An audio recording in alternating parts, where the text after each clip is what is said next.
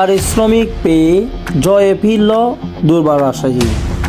6 ম্যাচে মাত্র 2 জয়, তার উপর পারিশ্রমিক বিতর্কে তার মাল এবারের আসর দিয়ে বিপিএলে ফেলল দুর্বার রাজশাহী।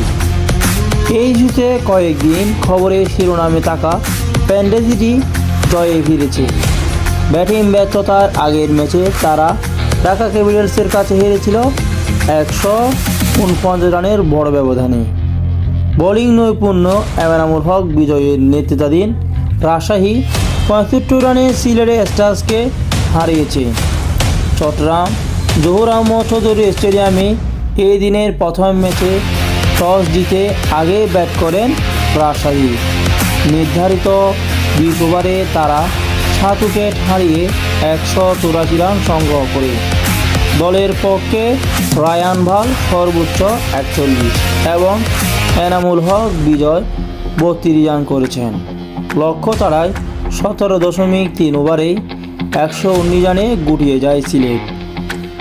ম্যাচ আগে ব্যাট করতে নেমে ঝড়ো শুরু পায় রাজশাহী।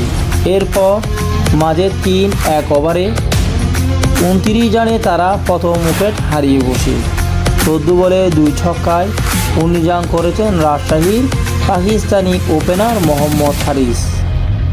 আরেক ওপেনার দিশান আলম তেমন সুবিধা করতে পারছিলেন না। 18 বলে 20 রান করে তিনি আউট হন। আরেক প্রান্তে লাইভ পেয়ে ঝড়ের আভাস দিয়েছিলেন অধিনায়ক বিজয়। 42 বলে 3টি 4 ও 2 ছক্কায় রাজশাহীর এই দল নেতা করেন 32 রান। মাঝে ইয়াসির আলী রাব্বি আউট হয়েছেন 10 বলে 19 রানে ক্যামিও স্কেলে।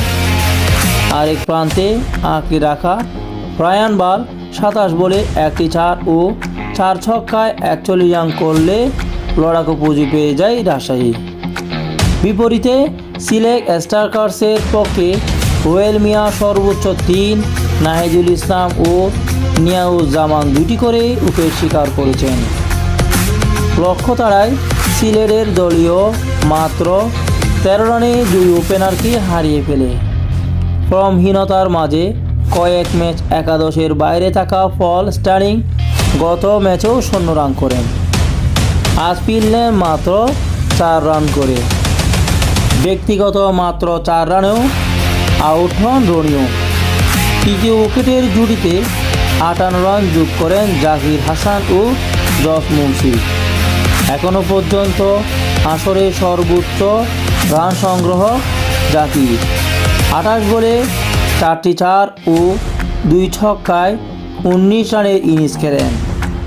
স্কিপিশ ব্যাটার অনেক সংগ্রহ করে 22 বলে করেন 20 রান। এরপর উইকেটে আসা যাওয়ার মিছিলে করেছেন সিলেটের ব্যাটাররা।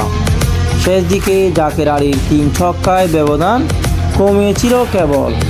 ডানহাতি এ তরুণ ব্যাটার 20 বলে 31 রান করেন। তার বিদায়ের পর 15 বল বাকি থাকতে সিলেট 119 রানে অল আউট হয়ে যায়।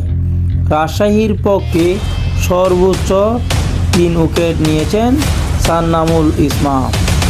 এছাড়া তাসকিন আহমেদ, মৃত্যুঞ্জয় চৌধুরী ও আফতাব আলম 2টি করে উইকেট নেন।